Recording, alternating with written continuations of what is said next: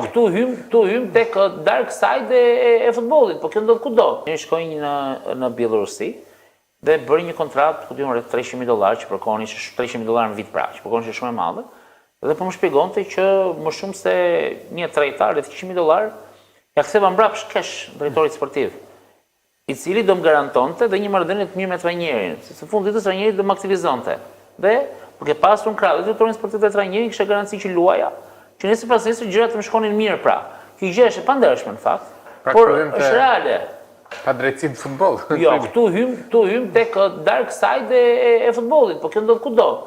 Një lojtar tjetër kombëtar që luante në Shtetet Bashkuara të Amerikës, që u kontaktua nga një menaxher i cili ishte atashuar pranë klubit, pranë drejtorit sportiv, për një kontratë po themi $600,000, rreth $200,000 nga këto i ktheu mbrapsht, dhe këto $200,000 ndaheshin mes menaxherit, drejtorit sportiv, madje edhe trajnerit. Do të thënë, një herë mbaj mend që një menaxher i thaj futbollistit shqiptar, dëgjoj, do marrësh $200,000 në vit, po i kishin do t'i kthesh mbrapsht. Ai e prishi dealin, kupton?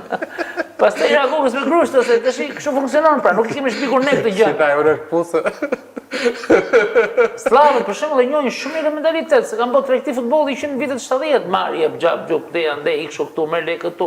Dhe një nga arsyet që futbollistat, mendimi im, ish jugosllav, fitojnë kaq shumë para, ose kanë një rrjet shumë të mirë menaxhimi.